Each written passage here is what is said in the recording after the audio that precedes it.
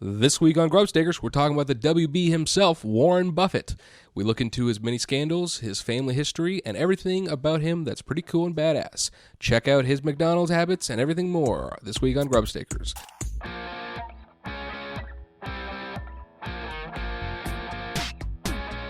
Because of my success in the private sector, I had the chance to run America's largest city for 12 years. I taught those kids lessons on product development and marketing, and they taught me what it was like growing up feeling targeted for your race. And that's just not true. You know, I love having the support of real billionaires.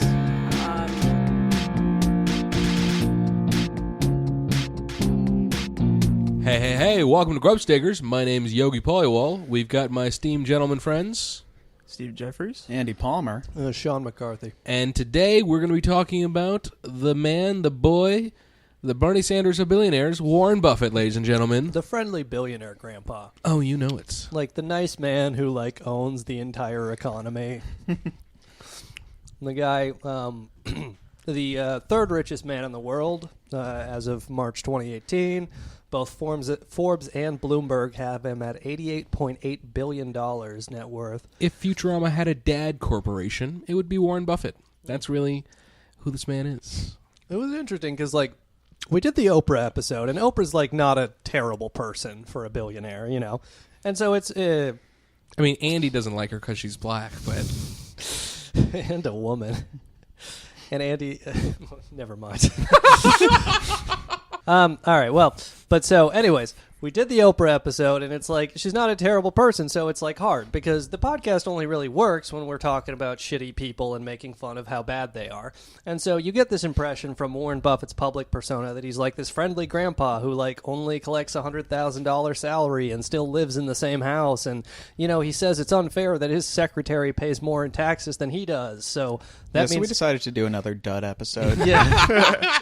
That means he must be a nice billionaire, But then, you actually start researching, and it's oh, yeah, no, he owns the mobile home foreclosure unit, and he owns, the Coca-Cola company that's, murdering union workers in Colombia. He owns 10% of it. And so it's you just start, looking at these things. Oh, he owns, General Reinsurance, which is, a fraud mill. And also, if he has $88 billion, why doesn't he give his secretary some stock options? Yeah, at least. The Buffett rule. Rule number 1, never lose money. Rule number 2, never forget rule number 1. But it's just weird, just that the guy who's the third richest man in the world, and then you start doing research and you're shocked at all this shit he owns. Yeah, it's crazy. And then in your head you're I'm not sure why I thought you could be the third richest person in the world without owning a bunch of stuff. But, it turns out a lot of things in the American economy that are not particularly fair are owned by Mr. Buffett, the friendly grandpa billionaire, the Oracle of Omaha, as it were. But I guess we'll just start with some brief biography, and then we can talk a bit more about his companies. Yeah, he was born in Omaha, Nebraska. In 1930. A nice young boy. He's 87 years old today, as of March 2018. His dad, Howard Buffett, was a congressman. Four-term congressman. And also... He's a self-made billionaire. That's right, yes. And his mom was a part of the Estonian Stahl family. I don't know what that means, but it kept coming up. So if our listeners know, find out. And Buffett has 2 sisters... And kind of had a decent childhood. I mean, nothing too crazy. No murders. No rape or nothing. He bought his first stock when he was 11 years old. That's right. That's right. His mom would have headaches and would get really shitty, and so Buffett basically liked numbers. He liked numbers, and he liked figuring out what it means to profit. He liked numbers because they wouldn't hit him with a broom. His first math problem was 20 union leaders minus 10 equals 0 problems. He was a class prankster at a certain point. At a certain point, he stopped giving a shit about grades because he was just kind of done with what school meant. But he got through it because his dad was like, go to college and figure this shit out. He applied for Harvard, and they rejected him. And a few of the professors that worked at Columbia, he was reading their like books about finance, and so he wrote them a letter being like, hey, I thought you guys were dead, but it turns out you're not, and you're teaching at Columbia. I would love to learn from you. And they're like, all right. And so they admitted him, which goes to show you, if you write a nice letter, people will let you do stuff you probably shouldn't need to do. And yeah, you gotta butter them up. Do a little stroking. Yeah, a little stroking, a little poking, A little tongue work. Oh, tongue work. Andy. Yowza! Disgusting. And so he goes to Columbia and he takes the Dale Carnegie classes and gets better at public speaking and stuff. And then How to win friends and influence people. That's right. It's And good at eye contact, repeating someone's name so as to endear yourself to them. yes, Andy. Thank you, Yogi. Steven, do you have any thoughts? Speaking clearly on the eviction letter you post on their mobile home. So basically, he's got a decent childhood, and then he starts getting into investing with his. Excuse me, Steven, I can't believe you burped just then. He starts getting into investing, and he's very good. Him and his partner Munning, I believe is his name. I can't remember right now. Charlie Munger is the vice president of Berkshire Hathaway, and we'll do another episode on Munger.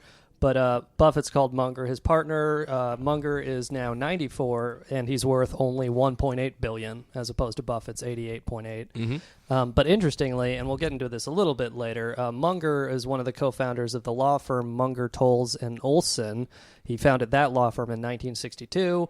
Munger has since left the law firm, but the law firm still defends Berkshire Hathaway, among others, including General Reinsurance, which might have done some fraudulent things. So during this, Buffett is kind of a weirdo. He likes being a loner. He loves numbers, and he marries Susan Buffett, and they have 3 children, Susie, Howard, and Peter. And Susan is kind of like a whippersnapper. She's 2 years younger than Warren, and she kind of levels him out. She's really into the civil rights movement and kind of changes Warren's Republican upbringing and makes him more of a liberal than he would have ever been. So, in theory, if Susan wasn't a decent human being, Warren would be even worse. Yes, precisely. She decreased by 50% the number of trailer park evictions. So, Susan at one point realized that, like, Warren's a weirdo, and then just kind of moved to San Francisco, like, got a divorce from Warren, but, like, also unofficially, you know, one of those, like, I'm not with you anymore, but we don't need people to talk about it. And so she like knew Warren couldn't handle being alone, so she allowed like a few of her friends to like, you know, pop in and just check in on her. And one of them was Astrid Manx, who later on would marry Warren Buffett after Susan would die due to a cancer. Yeah, right. So that's like the first rule of like keeping a billionaire locked down is you don't let your hot friends visit him. It's weird because like she should have nagged Buffett harder. At one point, they were sending Christmas cards out, and it was Susan, Warren, and Astrid. So it was like everybody knew what was going on, not just the trio, but people outside of it as well. Yogi, it sounds like you're poly-shaming. Buffett probably had like the most vanilla threesome with the 3 of them. They just did like I think he was just cucking his original wife. Sleepover. 3-way missionary in like the house he bought in 1956, and then they ate McDonald's and drank Coke after. See, Warren Buffett's a humble billionaire. He doesn't have threesomes. He just watches. That's right. That's right. Why would he need to have it? He just watches. Yeah. He does the annual letters to Penthouse. He's famous for his annual letters to the Penthouse shareholders. So they got 3 kids, Susie, Howard, and Peter. And Susie, there's not much about. Howard is clearly the like successor to Warren. You think they called Astrid Mother? Yeah, I think so. I think if they're sending Christmas cards out with Astrid, they're calling her Mother. Indeed. Yeah. Howard did. Peter, incidentally, though, is a musician and has a lot of albums that kind of all suck. He also did the score. You mean the children of billionaires are not good musicians? No, they're not. Peter also did the fire dance scene of Dances with Wolves. What? If you Andy, look that up. Fire dance with Dances with Wolves. It's like it's the thing about Peter Buffett is he's made music that nobody would want to listen to, but technically works as like a music score for a movie about dancing with wolves. And the sad reality is it's like Peter Buffett has put out an album every year since like 82. He's like the Woody Allen of terrible music.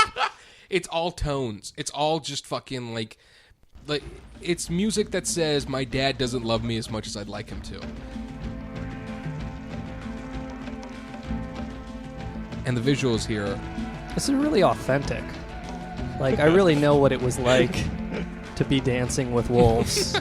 I just picture him calling some customer service hotline, and they're like, "We'll be with you shortly." And then the music comes up, and he's like, "Oh my god!"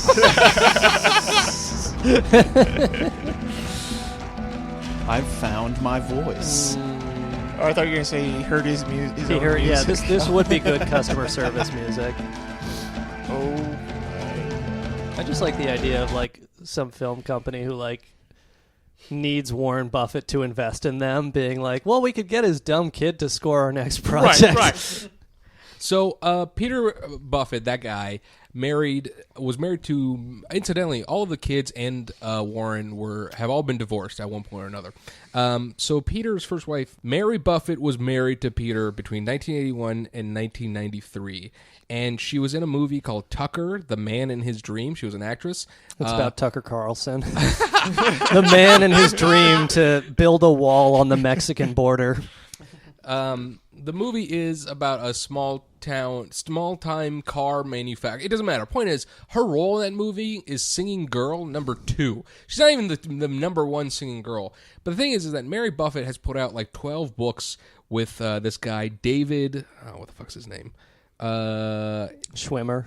Yeah, right. David Clark. Mm-hmm. And all of the books Sheriff David Clark?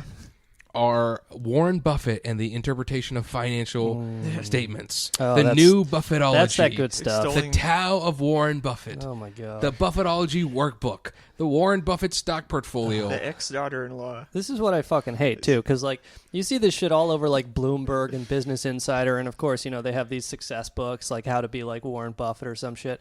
It's like, oh, yeah, well, you're kind of missing the starting with a 4-term congressman father who, like, works at a brokerage and gets you into fucking Columbia. She's not a financial degree person. She's just using the fact that her last name is Buffett. And, like... The thing that's so fucked up about it is that this person has a career and a net worth allegedly of $1.1 million because her last name's Buffett and she makes people think that she knows what she's talking about. It's fucking dumb. I'm so mad about it. Yeah, it's unfair how her father has a career for the same reason but much more money. So the Buffett kids are all kind of... They're all philanthropists. None of them really do all that much. Howard is going to be the successor of what's the company, guys? Berkshire Hathaway. Yeah. Yogi did both the most and the least research for this episode. That's right, I did. So one of the granddaughters of Buffett, I believe it's Peter. Granddaughter? One of Warren's granddaughters, I believe it's Peter's daughter. Right. It was disowned by Warren Buffett, and she lives in California and has dreads.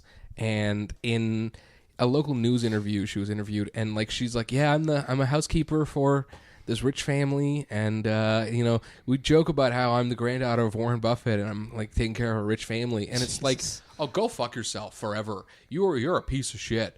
Andy, do we have that clip? What was the clip again? Sorry, I found that Berkshire Hathaway owned flight training programs, and I was trying to see if... you could link them to 9/11? Yeah.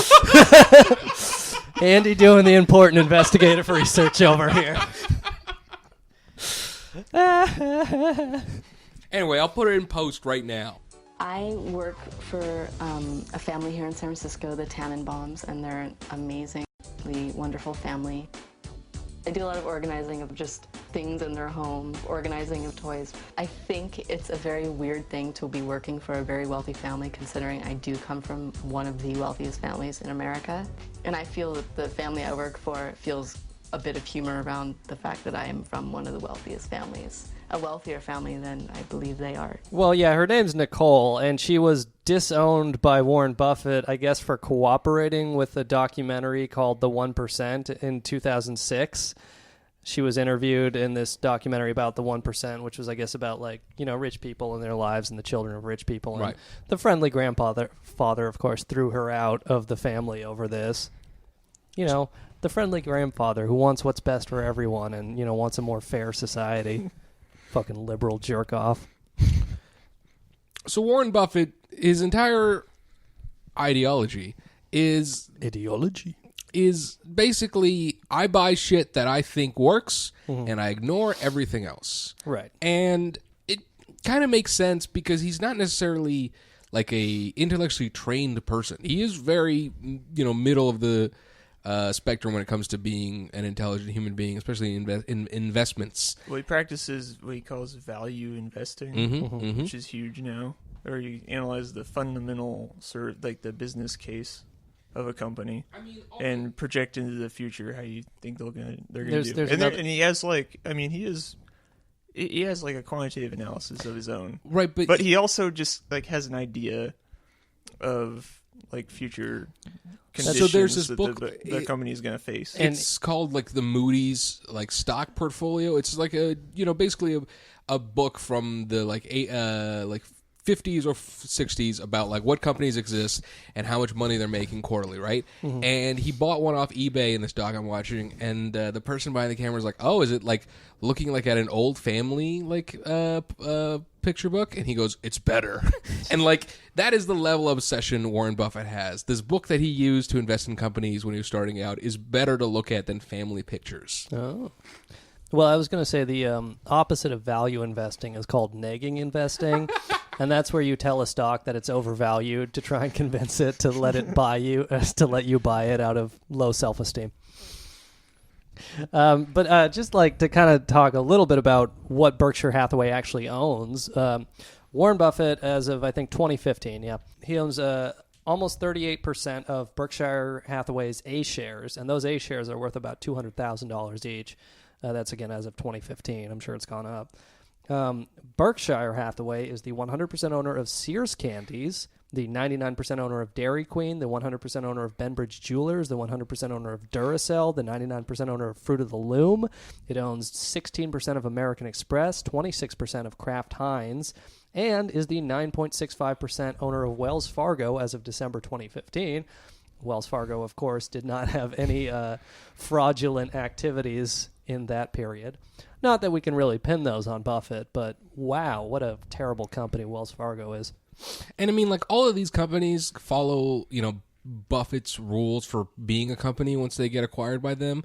But it's really like a wealth country club. It's like they provide like free McDonald's for the employees. I mean, basically, like, hey, if you join us, we'll give you McDonald's, we'll give you Coca-Cola, as much Coke as you can drink. And I mean, that's the thing about Buffett that's kind of crazy. Is he's figured out how to have more fingers in so many pots that you don't really know how deep he is into everything until you start looking at him. And just to kind of go back to his biography, we mentioned he went to Columbia. He got a master's degree in economics from Columbia in 1951.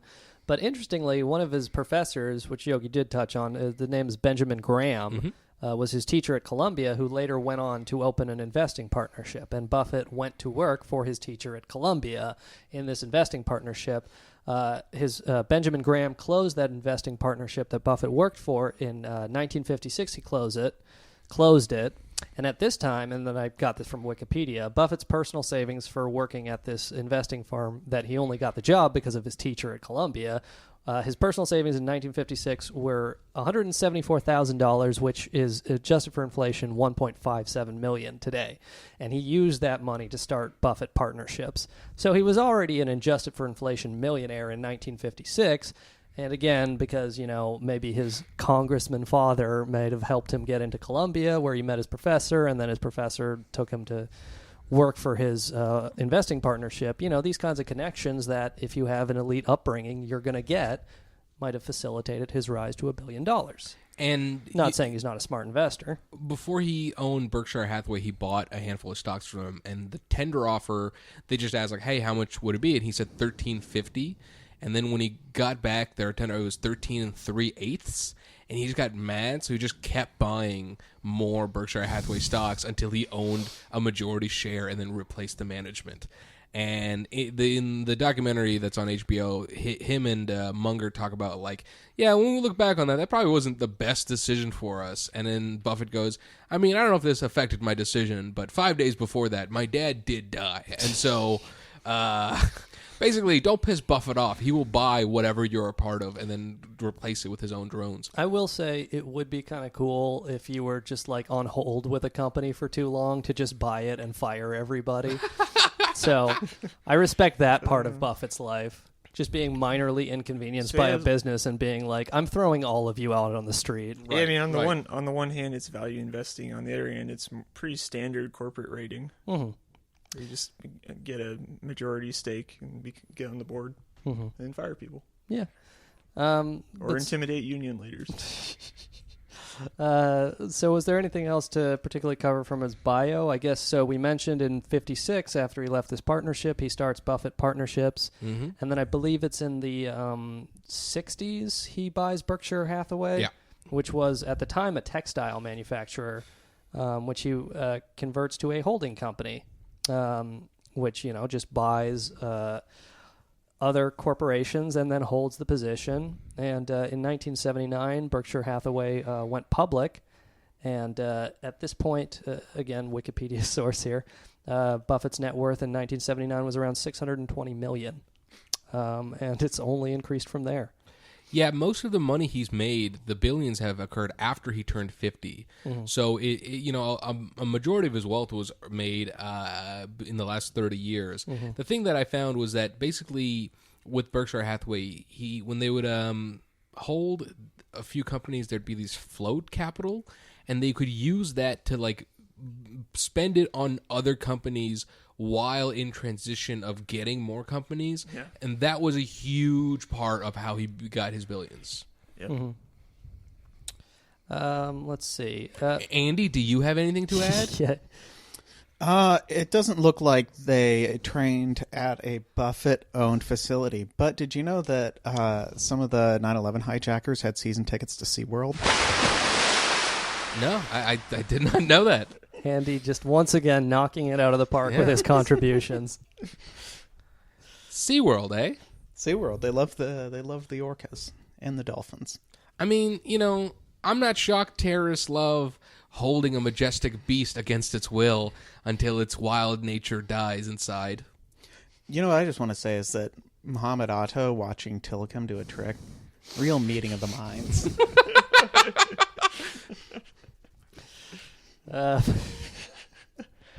Leave it in. Yeah. So we can talk about some of the not so savory actions of Buffett's companies, which, again, through Berkshire Hathaway, there's too many to name, but I encourage you all to just look up this list of how much Berkshire Hathaway owns of the economy, because it's just crazy once you look at that list and you're like, oh, every time I buy, Heinz ketchup or whatever the fuck, I'm putting money into Warren Buffett's pocket. Every time I fly, like, any airline. I think, Andy, you were saying that, I forget all the different airlines he owns a stake in. They own United Airlines, Delta Airlines, or at least I think the largest stakes in United and Delta, as well as Southwest and one other. Let me see. Basically, all the ones that suck. That's what I'm hearing. He wants to. An American, yeah. Acquire Southwest.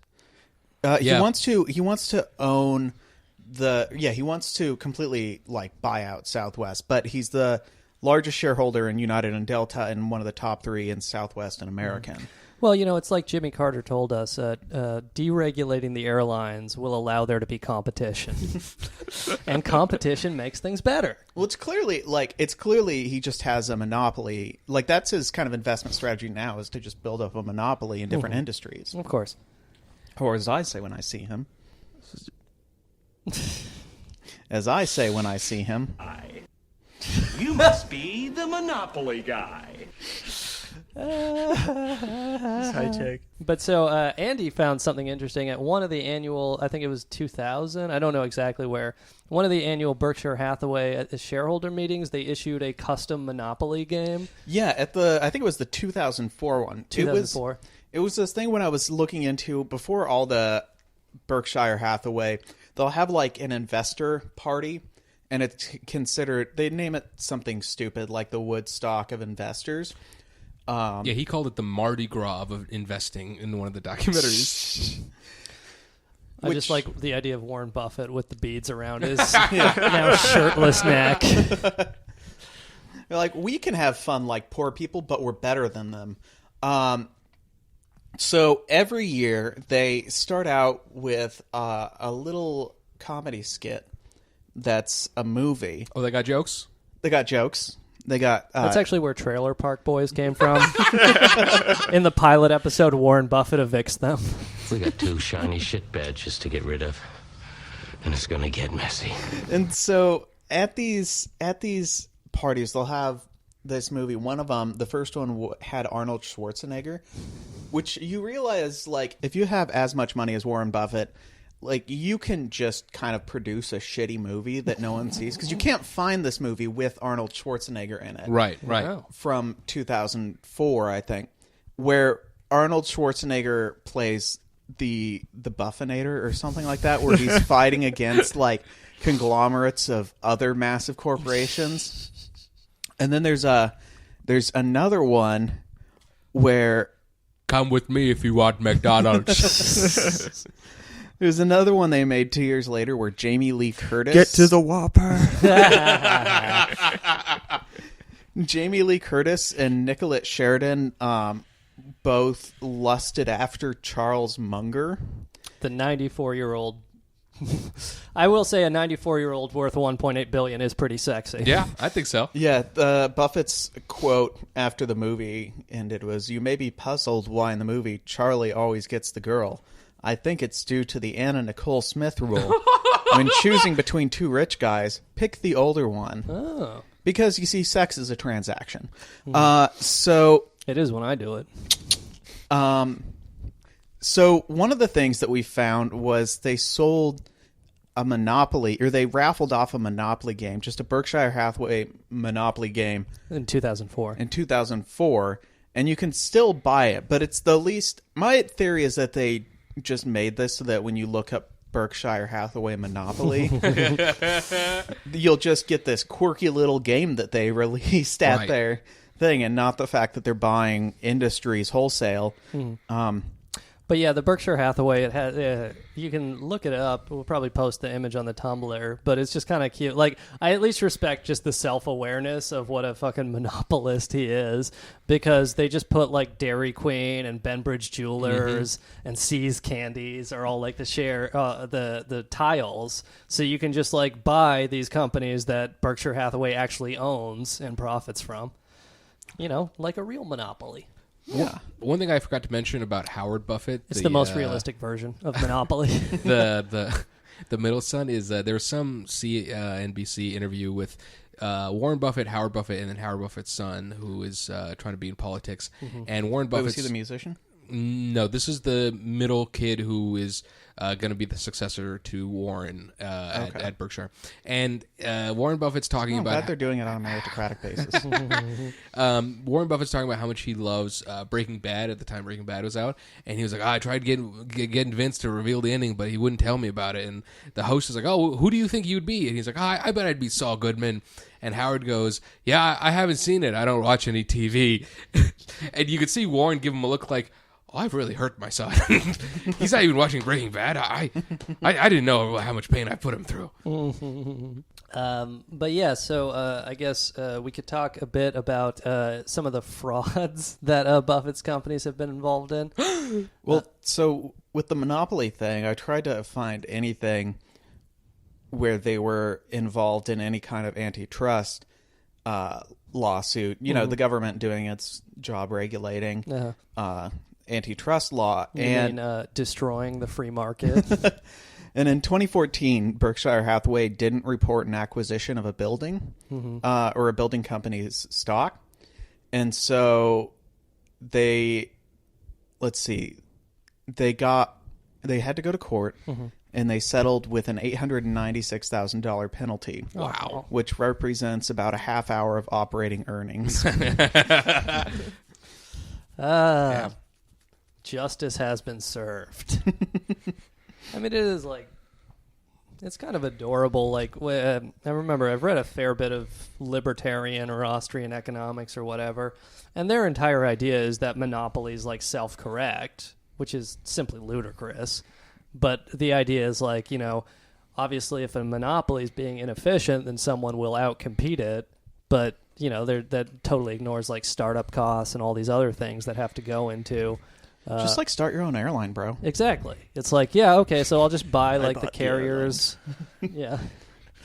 Just like start your own fucking cable company and dig all that infrastructure. A lot of the folklore behind Warren Buffett's, like, you know, nice grandpa billionaire status is that he lives in a routine that's very relatable, whether it's eating way too much fast food or drinking too much soda or just being kind of a goof. The thing is that he doesn't have to technically do anything, so he only does what he wants to. And a good chunk of the reason Bill Gates and him are such good friends is Bill Gates is very, like, highly micromanagey of time and, like, trying to figure out the best way to do everything. And Warren's just like, I don't even give a fuck, bro. Like, I'm just hanging out, gonna be in a bathtub, gonna think a lot. They both have wives who sort of keep him on the even keel. And, like, the thing is Bill Gates doesn't really have anyone at his level of, like, when they go to dinner, they don't always look at the other person to get the check. You know what I mean? Like, Warren Buffett, Bill Gates dinner is like, who cares who pays?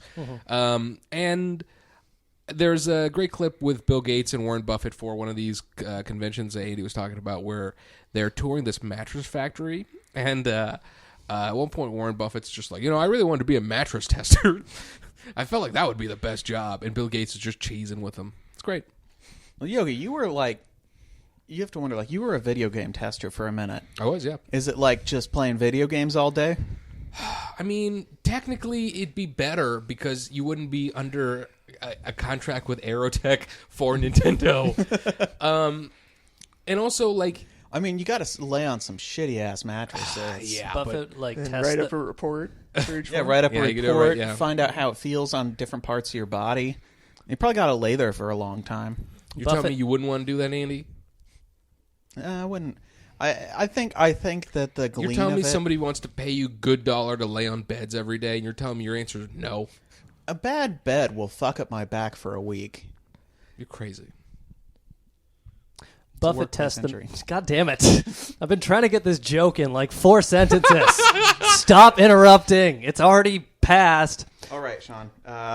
Do it now. Buffett tests the mattress. Shut up. Monopoly guy. He tests the mattresses by throwing them out on the street to see how it feels when he evicts the people. You must be the Monopoly guy. Jesus Christ. Nice. Why do I even try?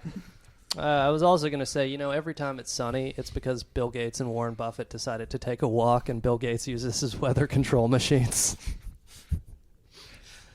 But anyways. You must be the Monopoly guy. If you're interested, you can buy the Warren Buffett Monopoly game, I think, on eBay for like $200. Mm-hmm. So, 170 used. But oh, that's true, yeah. You want to get it brand new, you want new, yeah. You don't want people's jizz fingers all over those Monopoly pieces. I think it's just their jizz. Like, if you buy the Warren Buffett Monopoly game, you're coming on it. Mm-hmm. At least once. Yeah. One of the pieces of the Warren Buffett Monopoly, like literally like the shoe or something, is on eBay as well.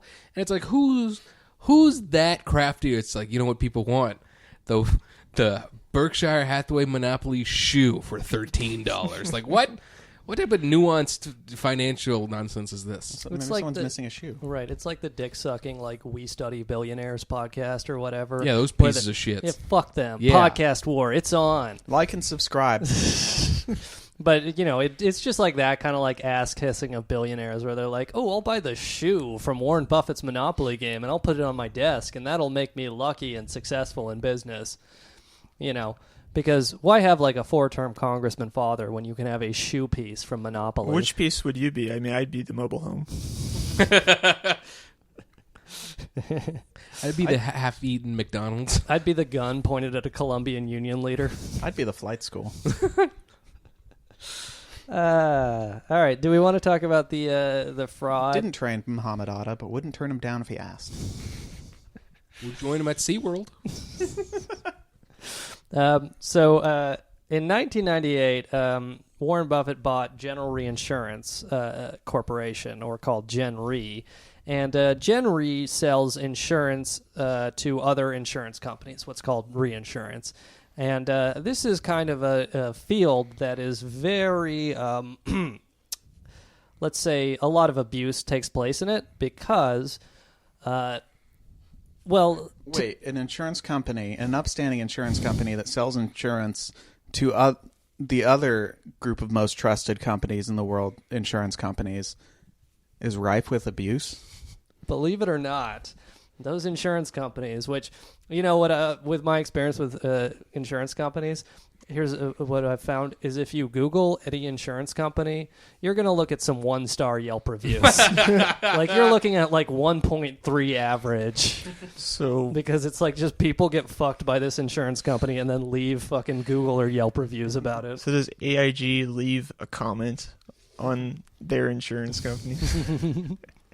But yeah, so Gen Re, there were a couple different scandals, but the most prominent was Warren Buffett's General Reinsurance was involved with a deal with AIG, and AIG under Hank Greenberg, let's say it manipulated their share price semi-regularly. Hank Greenberg, the CEO, the former CEO of AIG, was very obsessed with beating Wall Street estimates of his quarterly earnings and keeping the share price good and stuff. And so he kind of massaged the books. And so in October 2000, Hank Greenberg calls up the CEO of General Reinsurance, Ronald Ferguson, and they enter into 2 sham transactions worth about $500 million. So what happens here is they appear as insurance on the books and in the public disclosure, but in actuality, Gen Re is just giving a loan to AIG. So Gen Re takes a secret fee in order to have a quote-unquote insurance transaction with AIG that is actually just a loan.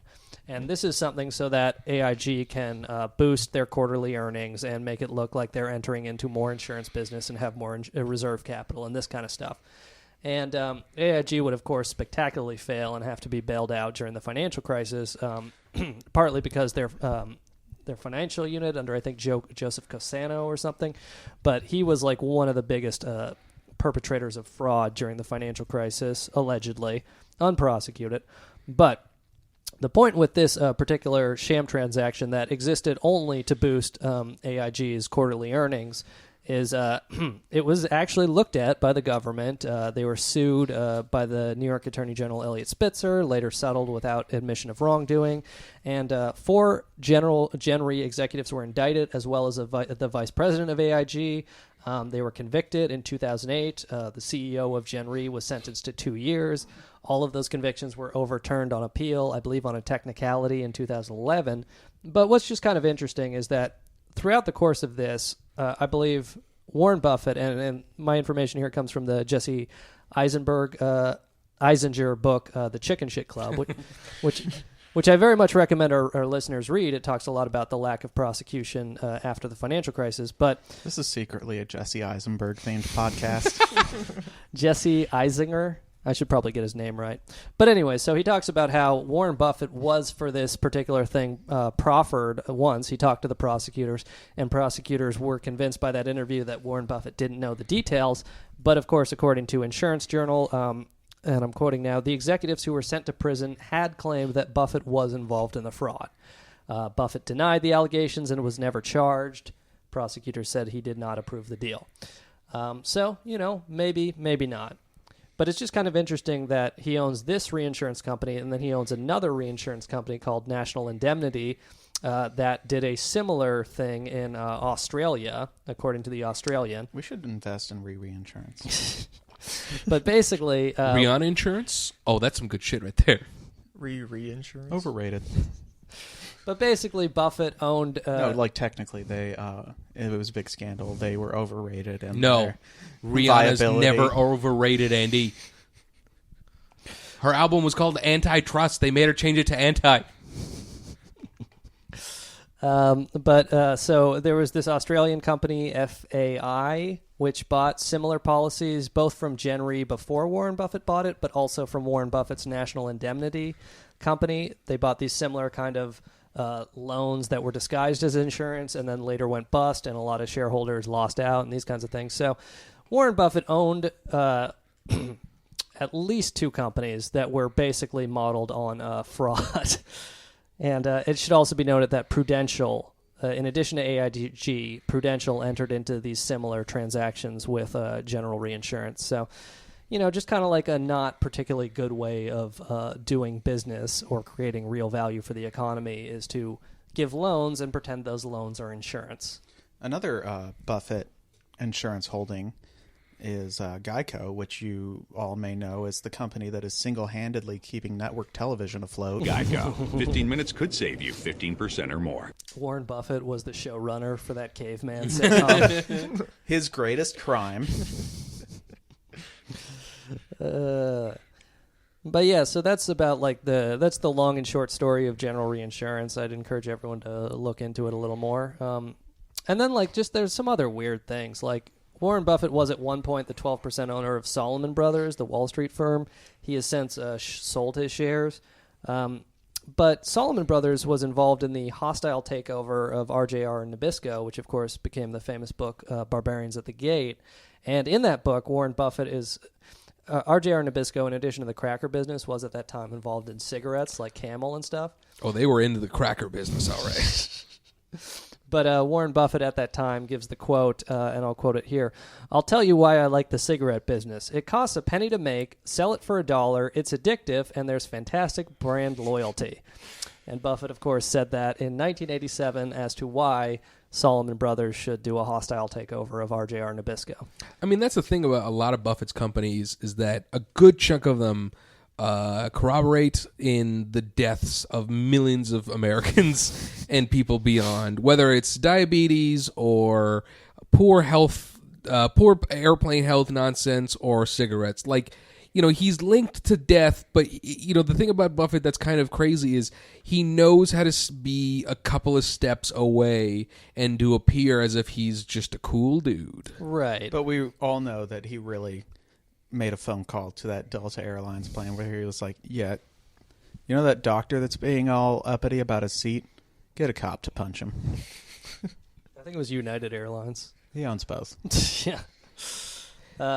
But yeah, no, that was actually the other part he was quoted in Barbarians at the Gate was they asked him to go in on this deal with him, and he was like, I think cigarettes is like a good business, but I don't want the publicity associated with owning a cigarette company. So it's like, yeah, he's a smart enough guy to I guess, and maybe that's what you need to succeed as an investor in a capitalist economy is just kind of put human lives into dollar terms. But just understand that there is a negative cost associated with bad publicity.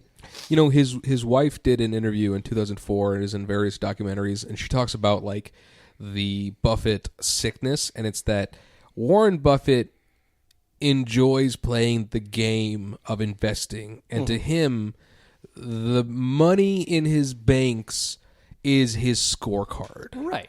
And so it's not even that he likes having that much money. He just likes knowing he's winning. Right. Yeah, and that's the other thing is when we started this episode, he's the Michael Jordan of not fixing any societal problems that he is entirely has the power to fix. Michael Jordan episode coming soon. He's worth $1 billion, people. Hitler mustache and all. But yeah, that's what crossed him over. It is something that it's always portrayed as charming that Buffett still owns the same house he purchased in 1957 and has a very frugal lifestyle or whatever. But it's also you're worth $88 billion. You could help so many people if you just bought more shit. Or gave your money away, for that matter. But whatever. And he is donating a good chunk of his money at this point. But the reality is that he still has $88 billion. Right, and you could donate it tomorrow. The thing is that thank you, Sean. Is that his daughter at one point wanted to do a kitchen extension in her house, and it was going to cost $41,000. And Warren was like, "Nah, go to a bank. Fuck you." And it's that's the type of shit where it's Warren, you don't give a fuck about 41 grand. It's his high score. His kill-death ratio is really good right now. His literal kill-death ratio. Right. I mean, he is like just like the Louis C.K. bit. He is just killing people by having all that money, you know. Yeah. Well, the thing is, too, that's most interesting about Buffett is you can't put him in this nice narrative that you could put Bill Gates or Steve Jobs or Mark Zuckerberg into, where you say they had this idea and they built it. Like, Bill Gates had this idea to make DOS on other computers. Steve Jobs made the phone. But with Warren Buffett, like, he's the most capitalist, where it's like he had an idea to put his money in places and get more money back. Like, he made nothing. And you can credit him for, like, oh, well, he invested in undervalued companies. It's like, oh, okay, so he's a parasite's parasite. Yeah. That's the best way you can frame what he does, honestly. I think the most interesting thing about Warren Buffett is the fact that he's not actually that buff. Get the fuck out of this place. I think I have my own conspiracy theory that the reason he never invested in Sizzler is he wanted to avoid the NY Post headline. Buffett's pocketbooks buffet. He owns the Post. Well, that's Rupert Murdoch, isn't it? Yeah, it's Murdoch. Oh, he owns something. What does He own? owns the Buffalo newspaper. He or had whatever. the Washington Post for a minute. That's what it Really? is. But I think Yeah. Bezos has Now that now. Bezos has it. What people don't know is that he mostly wears flip-flops, and his fans are called parrot heads, and he's very well regarded in Margaritaville. I think his fans are called losers. Are there Buffett heads? Of course there are. If you go on like outside of like the business press. Yeah. Well, I mean that's where most of this stuff lives. Is like there's the financial success book industry, and then there's like the business press, like Bloomberg and Business Insider, who are always like the secrets to success, and Jeff Bezos' morning routine or whatever. Yeah, and so this is where like the real fans of these people live, because it's the high score, and you can do it if we study billionaires. You know what I bet that Susan Thompson went across the country? Because Buffett knew that the key to making $1 billion was to never nut.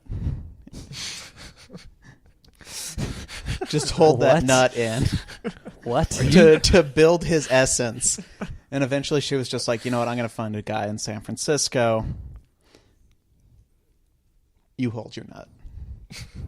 Loss of essence, Mandrick. He nuts off once at the annual convention for Berkshire in front of the on the Monopoly board. He gets behind the movie screen, and it's like, right, I made this movie. It's the moment you've all been waiting for.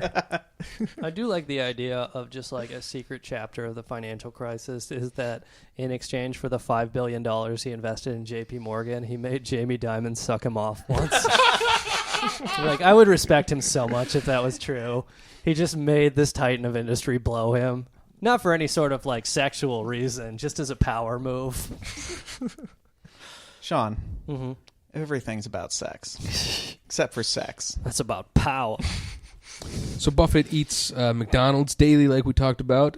Sean, Andy, Steven, I think one thing I want to mention is if you had unlimited money in your life, what would be your daily food routine? Sean, what would you eat? What would you go? What would you eat? I would probably switch it up. You know what? If I had unlimited money, I would just hire like a French or Italian chef or something, French or Italian? Yeah. I like Italian food. What, you're not going to eat Irish food? Come on, Sean. The food of your people? The beloved Irish cuisine? Come on. Well, I'm not going to take that from a Sassenach colonizer who genocided my people twice. And the other thing, and enjoyed it. I saw a great take online where they were saying that Irish tea is cultural appropriation of British tea. And like, I was like, you guys fucking murdered us all twice and like occupied us for 1,000 years. So maybe it's not our fault that we learned tea from you. I got nothing. Did you see what happened during the financial crisis? How bad you guys like blew your money? Like, clearly, Irish success story. Yeah. y'all need to be looked after. I got nothing against the British. They gave us railroads. We're cool, man. was like just railroads in exchange for just like famines where tens of millions of people die. Like both that in shit's Ireland not happening and now? India. Oh, I said like that shit's not happening now. Well, interesting fact, actually, Bengal was the breadbasket of India. Like, it was one of the... I got this from the Radio War Nerd podcast.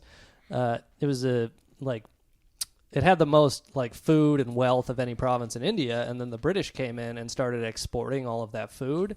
And so I think there were like 10 famines under the British occupation, whereas before there were 0. And they kind of did the same thing in Ireland.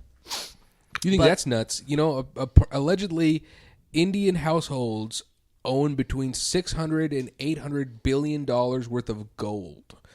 That's 3 to 4 times as much as Fort Knox supposedly has. So Indian people are both some of the richest people on this planet and some of the poorest at the same time. Wait, on average? Altogether, the average Indian has $600 billion in gold. You know, Buffett's got 88, number 2. That doesn't mean anything to Buffett, though. Buffett doesn't. He's not into gold. He's not a gold man. He's not a gold man. Oh, the country has 600 million. Indian family households, Indian people in general, have between $600 to $800 billion worth of gold. Okay, it's crazy. That's like 1,000 on less than 1,000 on average. I mean, it's more than that. That would be if every person had that much on average, but there's like maybe a 10 to 20% of that population that owns gold. Oh yeah. Buffett has a thing where he kind of trolls gold bugs all the time. Oh really? Yeah, he he'll shoot them whenever gold is on the rise. He'll like shoot them factoids about like how there's not nearly enough gold in order for us to even have a gold standard. And that's true. And support price level without devaluing to like 0.1 ounce of gold is equal to whatever legal tender. Fortunately, we fixed that with blockchain. Technology. Watch out for the blockchain episode. Warren Buffett did say Please blockchain no. is like a scam or whatever. Or he's not into it. Bitcoin, yeah. But he just now that we've proved that he's a bad man, we know that the true holder of value of the future is Litecoin. Buy Litecoin. Sean is losing money by the day. I did put $450 in Litecoin, so I would encourage all of our listeners to buy Litecoin. But so I guess 2 other things I want to talk about before we run out of time here. We were, if you listened last week and you didn't turn it off because it was very dense, you might have heard the story about Warren Buffett, and we've made jokes and allusions to it, evicting people from their trailer parks. So I just want to kind of review that and quote The Intercept here a little bit. So Berkshire Hathaway owns both Clayton Homes and Vanderbilt Mortgage, which is the nation's largest mobile home empire and its companion lender. Again, quoting from The Intercept. A 2015 investigation, a series of 2015 investigations found that both of those companies, quote, targeted minority borrowers with high-pressure sales tactics, issuing loans swollen with hidden fees. When the loans failed, Clayton repossessed and resold the homes, earning more fees each time. And, of course, from that same Intercept article, in 2016, Clayton Homes foreclosed on 1 in every 40 properties, which is over 3 times the national average. So, you know, the friendly billionaire eviction man. Selling them into literal debt peonage. Yep. And the Eviction Man. That's my name. That name again is Eviction Man. Did you know that he bought his first stock when he was 11 and he made money renting pinball machines at places? That's so charming that this man worth $88 billion through Clayton, again, Intercept quote, controls 49% of the manufactured home market. And these are some of the poorest homeowners on the planet. And the 3rd richest man in the world controls half of the market and evicts at 3 times the average rate. He lives in a modest 5-family home that he bought 50 years ago. And you know what? He uses the same desk. Do you know he used eats the 50 years same ago. meal He for eats every the same meal for morning? every meal. It's McDonald's, just like us. Just think about that and not what we just told you about. He likes 2 Cherry minutes Coke. ago. Yeah, he's the mascot of Cherry Coke in China. Oh, really? He got his face on it, yeah. And Wikipedia was sure to know that he did not receive compensation for that. So thanks, Buffett. He's got his own bed. This guy just throwing some of the poorest and most vulnerable homeowners out on the street to run up his fucking high score. Like, this is fucking Overwatch, you piece of shit. Die already, you old He bastard. he just no-scoped mobile homeowners. He doesn't use a phone. He doesn't need a smartphone. He's only sent one email, and it was an email to the president saying nuke. If this were StarCraft, I mean, it's a typical 4-gate strategy. Mm-hmm. One expansion, then you just rush your opponent. Yeah, there's a bed named after him. What was that? There's in that Bill Gates Warren Buffett touring that mattress thing. There's a bed that's named after him. I think it's called the Buffett bed. Maybe it's the Warren bed. I can't remember. Buffett bed. I watched a lot of Warren Buffett documentaries. I'm taking a Dale Carnegie training class. The first time you said that I thought you were doing a bet. We're like, did you know he owns a bed? Oh no. Just like us. This guy even owns a bed. Well, he does. What were you saying, Eddie? Like the fact that he doesn't own a smartphone, like that's adorable because he can like just hire an assistant. Like you can just pay someone like $40,000 a year to do what a smartphone would do. No, carry a desktop. He's old school like that. He just has like people follow him a gateway around. Yeah, with a CRT. The cow. The cow. Yeah. 98. He likes pressing the button that makes the screen all wobbly. He doesn't like the LCDs. The screen shaver is going through the maze. Another fun Warren Buffett fact is just about his history with Coca-Cola. And Warren Buffett is not a majority owner of Coca-Cola, but in 1988, he began buying Coca-Cola. He purchased, again, according to Wikipedia, he purchased about 7% of the company for $1.02 billion in 88. I think he's up to like 9 or 10% now. It was a very lucrative investment. I think the stock peaked in 98, but he still made a lot of money off that Coca-Cola investment. But interestingly, and I'm not implying anything here, but 2 years after Buffett bought it, so in 1988, Buffett starts buying the stock, and then between 1990 and 2002, 10 union leaders connected to Colombian Coke manufacturing plants were murdered. And just like one particular story, share a Coke, not your bargaining rights. There's an alternate story on this. There's also a documentary. So, Colombia is not a very safe country in different ways for a myriad of reasons, but paramilitary organizations are often hired to murder or intimidate union leaders and union members. And so one story is Isidro Gil was shot dead in 1996. I'm quoting from Alternet here. He was shot dead in 1996. He was a union leader of a local plant. And then, quote, just a day after the union contract had expired and was due to be renegotiated, he was shot dead. Almost immediately, all the workers at his plant were herded into the manager's office and given two choices. Either sign a letter of resignation or die. They all signed. The monthly wage in that plant plummeted from $380 a month to only $100 a month. He lives in the same modest home that he bought for $30,000 50 years ago. And so it's like Buffett is not a majority owner of Coca-Cola, but he's also the third richest man in the world, a savvy investor, and, a big investor in Coca-Cola. And so it's like, well, clearly he knows that these union murders were going on. He must have heard something at some point. He's never said anything publicly Orders about this. the same sausage and bacon biscuit every morning.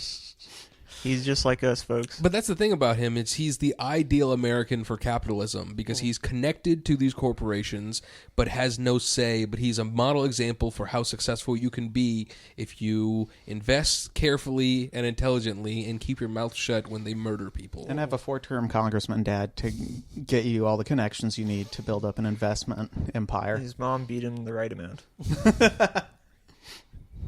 So he could become a competent investor. I think this is just according to Wikipedia, as of September 30, 2017, Berkshire Hathaway had $108 billion in cash and cash equivalents, which I believe include treasury bonds and these kinds of things. So a lot of cash on hand for that company. And they're going to spend it buying Southwest Airlines.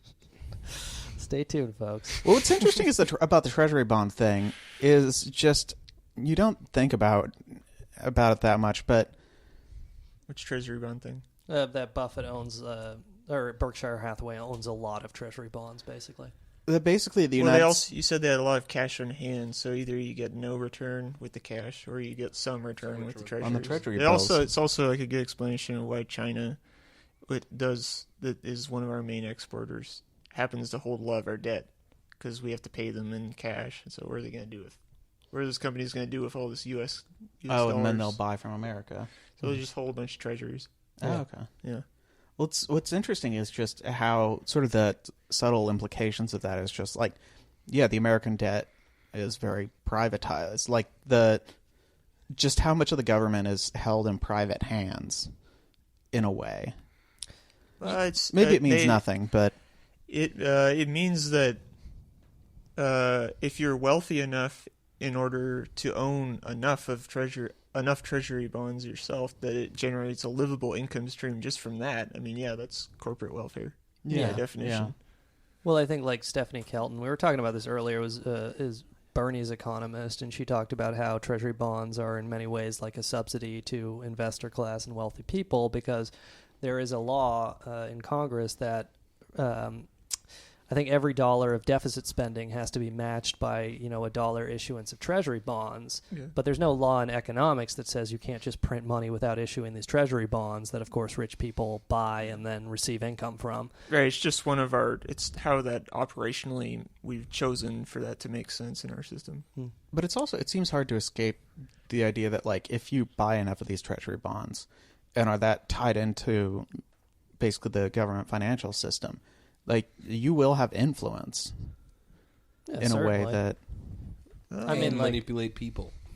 Like, tons of people do own treasury bonds through their 401ks and whatnot. Right. But they earn. Right now they earn so little that it's just seen as a safe asset. I think that's the main thing. And it's better than. But yeah, if you're a billionaire and you have 1% of your portfolio in treasuries, that's a lot of money, and you're basically getting like the equivalent of a household's living expenses paid for nothing. Yeah. Not your household, because you're a billionaire. But, well, unless you the live equivalent of a median household income in a modest 5-bedroom house that you bought for $30,000 50 years ago. Mm-hmm. It's real weekend. Would you say at it's Bernie's. a stucco house in Omaha? Weekend at Bernie's. But yeah, I guess so. Anything else we didn't get to with Buffett before we check in on our fun, exciting new stock market game? We're good? I think we're good. We're good on He's Buffett? secretly training them I bought hijackers. a whole bunch of Microsoft stock. I bought a whole bunch of Yum Foods. Yum Foods owns Taco Bell, KFC. They got a Pepsi contract, Long John Silver's. I'm going to purchase Amazon. I think cash cow right there, baby. All my money's going to tech and food. So watch out, ladies and gentlemen. We're gonna ride this train out. I think I'm going all in on financial stocks based on the deregulation, on the hope that I can hit $1 billion before the crash. So I might sell at some point, just trying to like ride the wave and then get out before the thing hits the shore, But I'm definitely buying some Berkshire Hathaway because apparently they own more of the U.S. economy than I had ever realized. But you know what? If you guys get on this stock market game with us, we'll buy you some Dairy Queen. Push up that Berkshire Hathaway stock a little bit. The app is Best Brokers. I'm Grubsticker's Yogi on it, and the rest of them are the rest of them. Yeah, I'm Grubsticker's Sean, Sean. Grubsticker's Andy. Grubsticker's Steve. Yeah. And just friend us, and then we'll have our own leaderboard. Mm-hmm. And if you have any problems using the app, Andy's DMs are always open. And not just questions about the app. Yeah. Life advice, anything to do with weird rashes and pimples. Really anything you want to DM it to... Listen, if you can interpret pictures of pregnant Sonic to help you with the stockbroking, feel free to DM. Andy sent me a picture. Real Hedgehogs by Raytheon. I think it was a picture somebody drew of, I think, like Master Chief from Halo fucking Sonic in the ass or something. And my girlfriend, of course, was looking through my phone and she saw that. And I was just like, I just don't have a good explanation for why this is saved on my phone. I don't even remember sending that, but I'm glad I did. All right. Anything else? That's good for me. All right. Well, hey, thanks. Thank you all for listening. We'll see you next week. That's a hard act to follow. I was over there finishing the notes on my pages here, and not trying to be cool, I left my reading glasses in the car. So we'll get started here. It's quite an honor and quite a thrill to be here. I've spent many years here on campus, off campus, and it's quite an honor. Thank you, Donna. Good luck in whatever you do. I know you'll be successful. I hope I'm successful today, because that will not bear well for both of us if I am not. To Shelley Berg, a dear friend that we spend a lot of time together in other kind of places and playing music together. The best music school dean and cocktail hour piano player that I ever know. Yeah. You should see the other side of him sometime. I've got to give a quick shout out to, I had to get speech coaches for this thing, you know, so to my coaches, Carl Hurltz, Maureen Dowd, and Mac McAnally, thank you for listening and editing wisely. And a belated thanks to my dear friend Jerry Jeff Walker. I have to take this opportunity, standing here today, thinking about when he took me into his Coconut Grove house back when I really had nothing and it came to town, not far from this campus, and then convinced me to get with him in a 1947 Packard and drive to Key West, Florida for the very first time. Needless to say, my life took a big and wonderful change towards South Florida, which has a lot to do with why I'm standing here today. Thank you, Jerry Jeff. I also want to thank whoever came up with this cool outfit. It's kind of like a Mardi Gras costume with a purpose. And I am a child of the Mardi Gras. And my daughter, Savannah, a former student here, bought me these great flip-flops to go with it. So it's a long way from that Catholic school uniform I used to have to wear. I used to have to wear.